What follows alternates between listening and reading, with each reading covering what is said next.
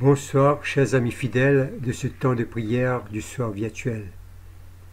Le temps de carême, dans un confinement sanitaire, peut être vraiment bouleversant. Nous l'avons déjà vécu l'année dernière.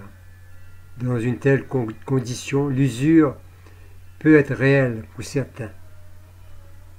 Mais c'est au cœur de cette turbulence que nous avons encore plus besoin de nous rapprocher de Dieu. Saisissons encore une fois l'opportunité de notre prière du soir pour raffermir notre foi, pour consolider notre vie sur le roc solide de la foi en notre Dieu, de grâce et de miséricorde.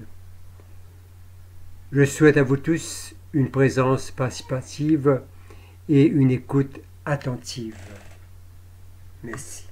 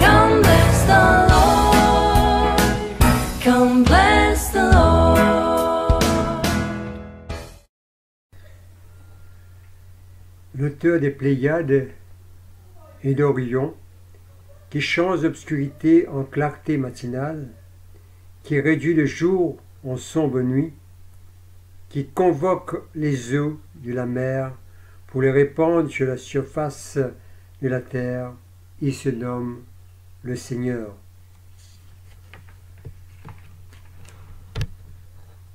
Chers amis dans le Christ, en silence, en présence du Dieu Tout-Puissant et d'un cœur docile et pénitent, confessons nos péchés pour que, dans sa bonté infinie et sa miséricorde, il nous accorde le pardon.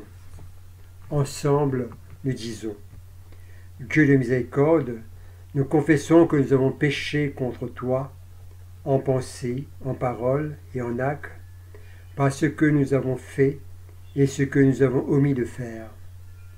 Nous ne t'avons pas aimé de tout notre cœur. Nous n'avons pas aimé notre prochain comme nous-mêmes.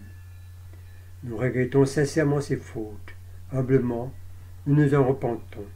Pour l'amour de ton Fils, Jésus-Christ. Prends pitié de nous et pardonne-nous. Alors ta volonté fera notre joie et nous pourrons marcher dans tes chemins pour la gloire de ton nom. Amen.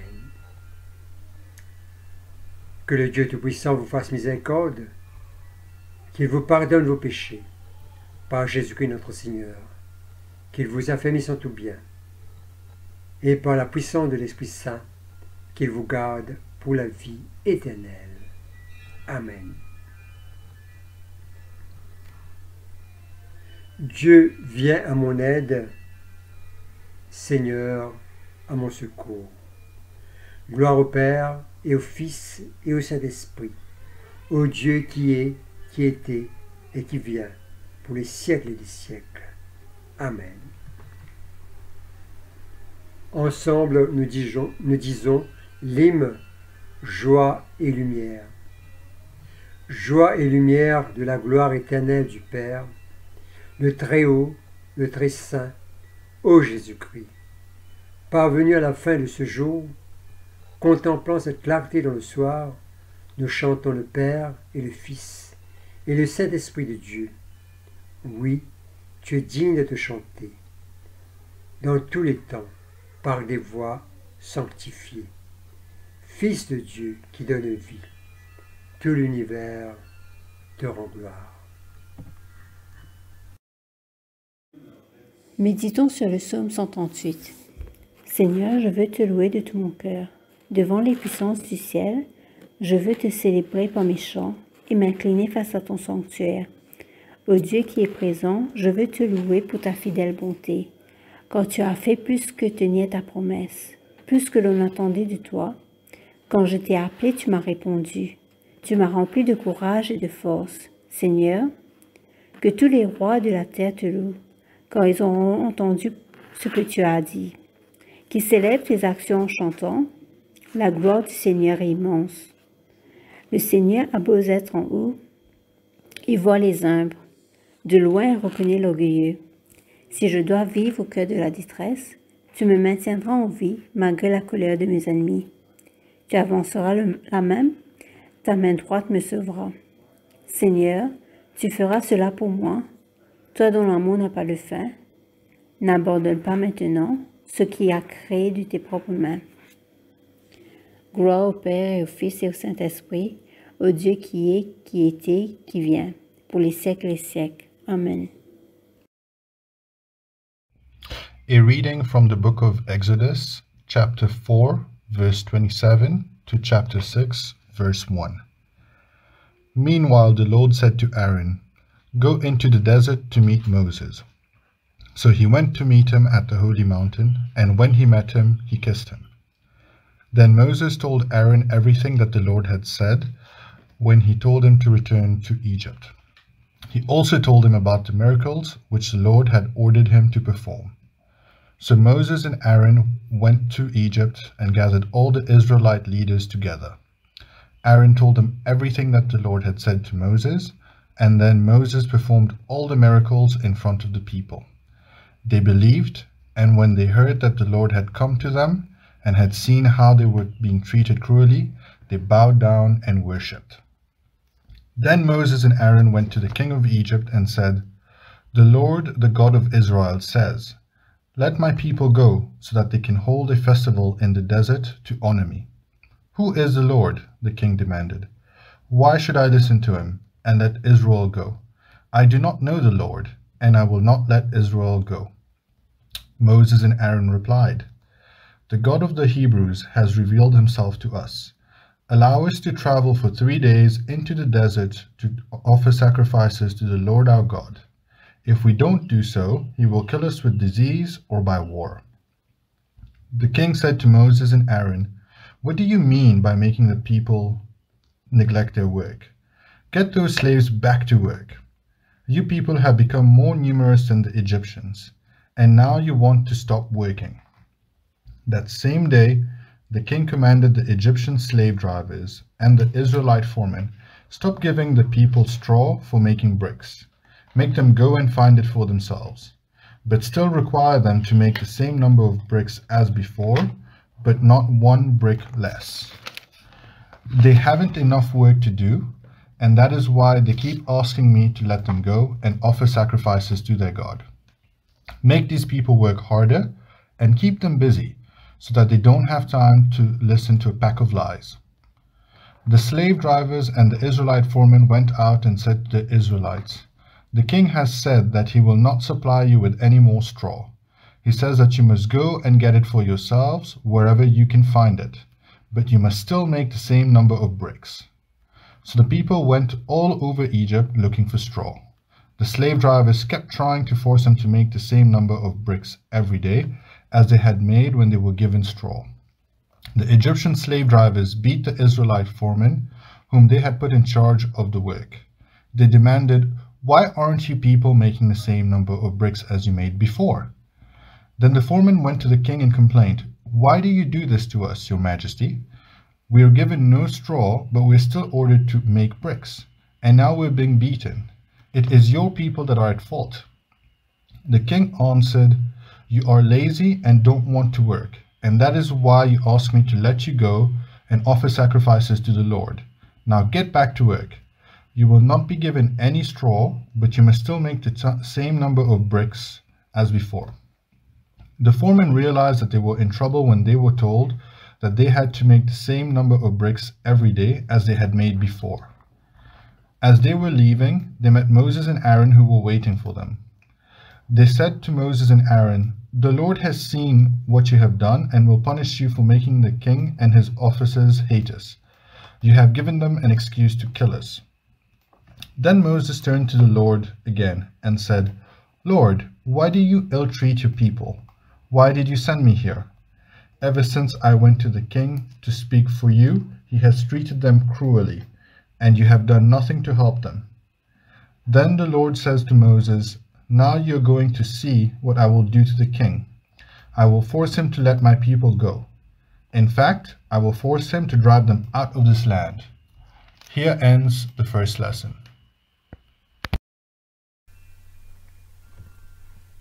Lecture de l'Épître aux Hébreux, chapitre 10, de versets 19 à 25.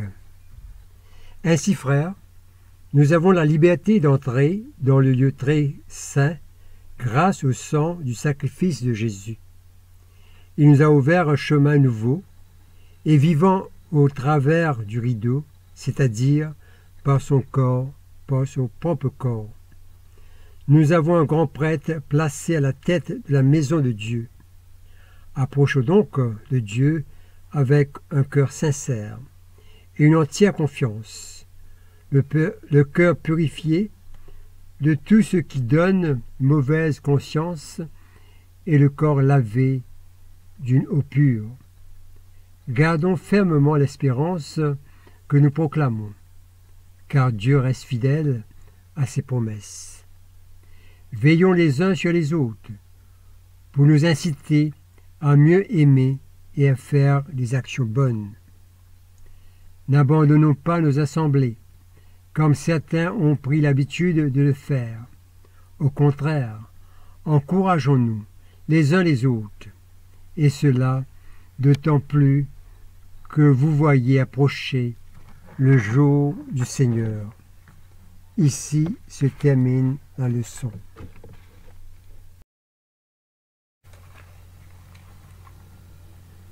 La lettre aux Hébreux fut écrite pour les chrétiens qui sont sans doute d'origine juive. Les chrétiens d'origine juive qui ont perdu l'enthousiasme et les certitudes du début. Certains ont même envie d'abandonner leur foi. La lettre aux Hébreux veut complémenter l'enseignement reçu et leur redonner du courage. La lettre aux Hébreux remet en perspective leur connaissance de Dieu pour les amener à s'enraciner dans la foi sur Jésus le Christ, le Fils de Dieu. Après avoir à plusieurs reprises et en diverses manières parlé autrefois à nos pères par les prophètes, Dieu, dans ces derniers temps, nous a parlé par le Fils, nous dit Hébreux chapitre 1er, versets 1 et 2.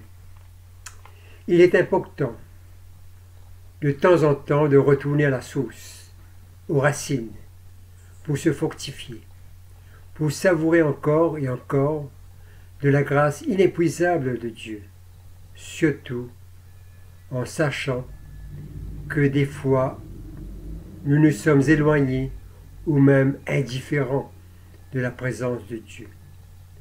En ce temps de carême, souvent nous chantons « Redites-moi l'histoire de Jésus » pour être imprégné de nouveau de cette connaissance de la parole de Dieu qui a enflammé nos cœurs à un certain moment de notre vie, qui brûle encore en nous aujourd'hui ou qui, pour une raison ou une autre, s'éteigne graduellement.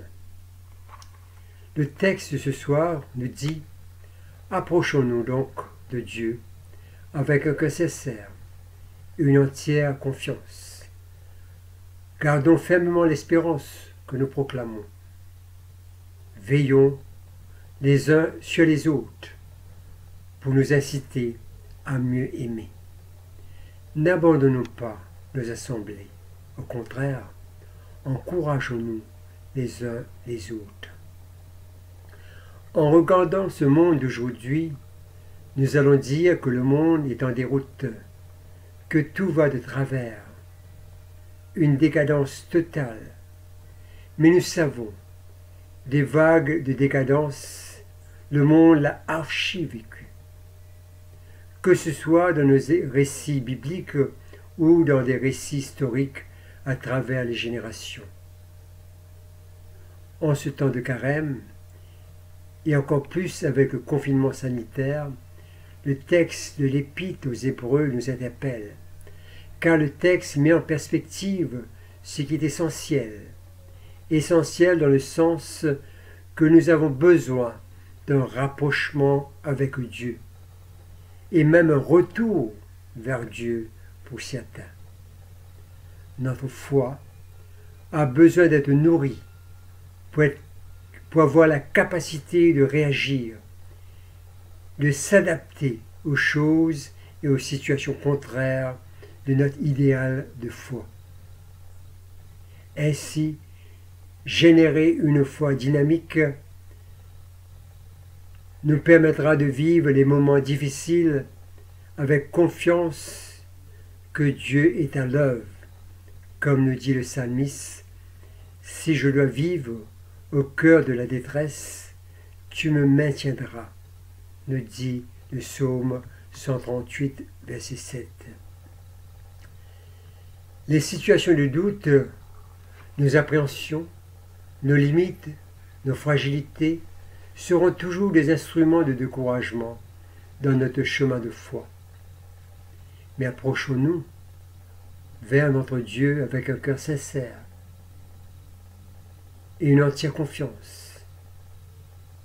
Gardons fermement l'espérance que nous proclamons par notre vie de tous les jours.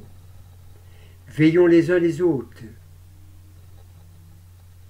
Veillons les uns sur les autres pour nous inciter à mieux aimer, à aimer les autres comme soi-même, comme Dieu lui-même nous aime. N'abandonnons pas nos assemblées.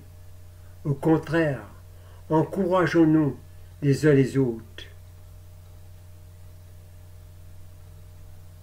Oui, mes amis, donnons-nous le temps de faire une santé spirituelle en ce temps de carême, avec le confinement sanitaire qui nous donne plus de temps libre pour renforcer notre relation avec notre Dieu. Que notre Dieu nous bénisse et nous fortifie et nous donne encore plus d'opportunités pour reprendre la route de la foi avec lui, avec notre Dieu. Amen.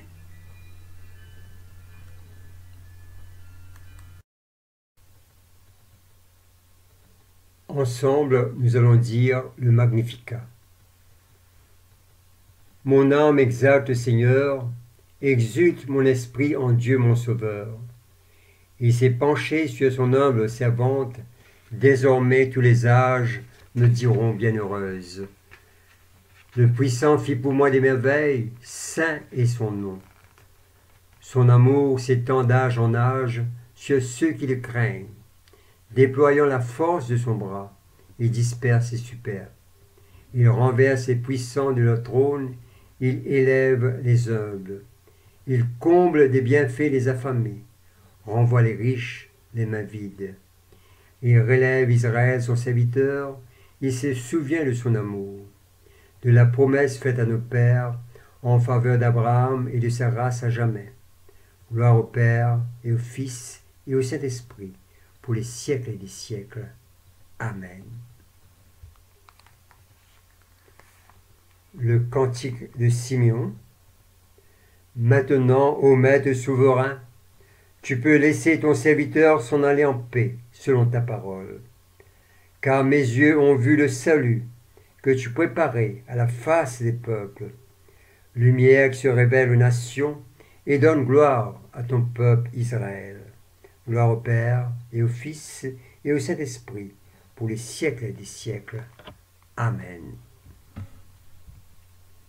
Le symbole des apôtres. Je crois en Dieu, le Père Tout-Puissant, Créateur du ciel et de la terre, et en Jésus-Christ, son Fils unique, notre Seigneur, qui a été conçu du Saint-Esprit, est né de la Vierge Marie, a souffert sous Ponce Pilate, a été crucifié et mort et a été enseveli, est descendu aux enfers. Le troisième jour est ressuscité des morts, est monté aux cieux, est assis à la droite de Dieu le Père Tout-Puissant. Dieu viendra juger les vivants et les morts. Je crois en l'Esprit Saint, à la Sainte Église catholique, à la communion des saints, à la rémission des péchés, à la résurrection de la chair, à la vie éternelle. Amen.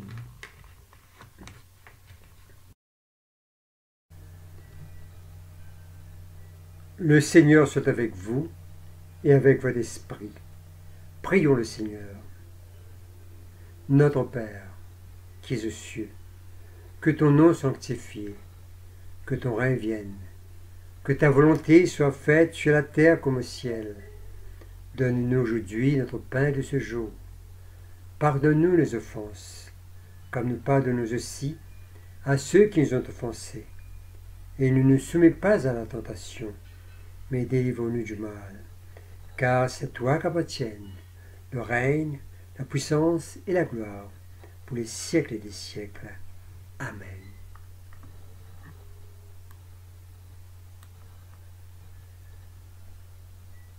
Nous prions pour l'ensemble de ton peuple à travers le monde, en cette situation de pandémie.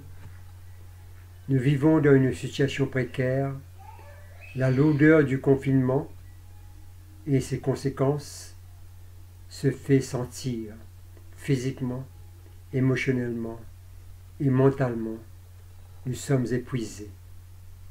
Seigneur, comme tu es à l'œuvre au cœur de notre humanité fragile, accorde-nous les moyens de surmonter ces épreuves. Aide-nous, Seigneur, à puiser des dons et des talents que toi-même tu nous as donnés pour combattre cette pandémie qui perdure. Nous te prions pour les familles dévastées par la perte des êtres chers dus aux pandémies. Nous te confions les frontliners, le corps médical, la force des ordres et les autres services essentiels, les employés des supermarchés, les services de voirie. Protège-les et de même leurs familles. Soutiens tous ceux qui sont dans le besoin en cette période difficile. Seigneur notre Dieu, nous voulons te confier ton Église à travers le monde. Que même avec nos portes fermées, nous puissions continuer, Seigneur, à être proches de nos oreilles, en prière, à travers le média. Car, Seigneur, tu nous appelles à être présents, car toi-même tu es présent. Bénis-nous tous, Seigneur, comme peuple de Dieu, pour que nous puissions nous engager avec toi, avec assurance, sachant que tu es à l'œuvre en tout temps.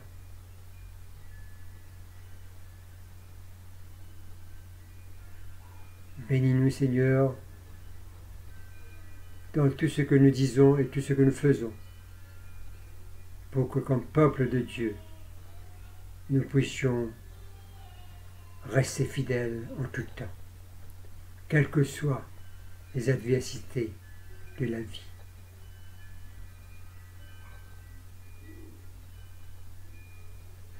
Père, nous te confions ces prières dans le nom béni de ton Fils Jésus-Christ, lui qui vit et règne avec toi et le Saint-Esprit, pour les siècles des siècles. Amen.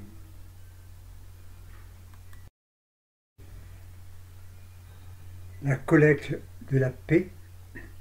Ô Dieu qui nous fait désirer ce qui est saint, choisir ce qui est juste et accomplir ce qui est bon, donne à tes serviteurs cette paix que le monde ne peut donner, afin que nos cœurs s'attachent à tes commandements et que, délivrés de la crainte de tout ennemi, nous puissions vivre dans le calme et la tranquillité. Par Jésus le Christ, notre Seigneur. Amen. Collecte, vous demandez la protection divine. Ô Dieu, tu es la vie de tous les vivants, la lumière des croyants, la force de ceux qui peinent et le repos des défunts. Nous te rendons grâce pour le bienfait de ce jour qui s'achève et nous implorons ta protection pour la nuit qui vient. Conduis-nous en sûreté jusqu'aux heures du matin.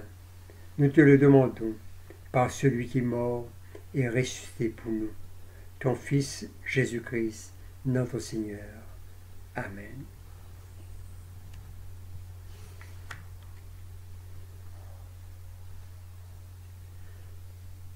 Collecte pour la mission de l'Église. Ô Dieu et Père de tous, toi que tous les cieux glorifient, fais que la terre entière t'adore et te chante, que toutes les nations t'obéissent et que toutes les langues te confessent et que partout le peuple t'aime et te serve dans la paix. Par Jésus le Christ, notre Seigneur. Amen. Ensemble, nous allons dire l'action de grâce. Dieu Tout-Puissant, Père de miséricorde, nous te rendons grâce de la bonté et de l'amour envers nous, tes serviteurs indignes, et envers tous ceux que tu as faits. Nous te bénissons parce que tu nous as créés, tu nous protèges, et tu nous combles des bienfaits de cette vie. Mais surtout, parce que dans ton amour inépuisable, tu as racheté le monde par ton Fils Jésus-Christ, et tu nous donnes le moyen de recevoir ta grâce et l'espérance de la gloire sans fin. Nous t'en prions. Rends-nous sensibles à ta miséricorde pour que nous te rendions gloire d'un cœur reconnaissant, non seulement de nos lèvres, mais par toute notre vie, en nous mettant à ton service et en marchant devant toi, dans la justice et la sainteté, tout au long de nos jours. Nous te le demandons par ton Fils, Jésus le Christ, notre Seigneur. Amen. Nous allons dire aussi la prière de Saint Jean Chrysostome. Dieu Tout-Puissant, toi qui nous as accordé la grâce de t'adresser d'un cœur unanime notre prière commune, tu as promis par ton Fils que lorsque 2 ou 3 se réuniraient en son nom, tu serais au milieu d'eux. Comble maintenant, Seigneur, nos désirs et nos vœux, selon ce qui nous est utile. Donne-nous en cette vie la connaissance de ta vérité, et dans le monde à venir, la vie éternelle. Amen. Bénissons le Seigneur, nous rendons grâce à Dieu. Merci les amis de votre fidélité. Je vous souhaite une bonne fin de soirée et une bonne et paisible nuit sous la protection de notre Dieu, de grâce et de bonté, et encore une fois, un bon temps de carême. Protège même et protège les autres tous autres. Reste à case. Que le Dieu Tout-Puissant vous fasse miséricorde, qu'il vous pardonne vos péchés, par Jésus-Christ notre Seigneur, qu'il vous affermisse en tout bien, et par la puissance de l'Esprit Saint, qu'il vous garde pour la vie éternelle. Amen.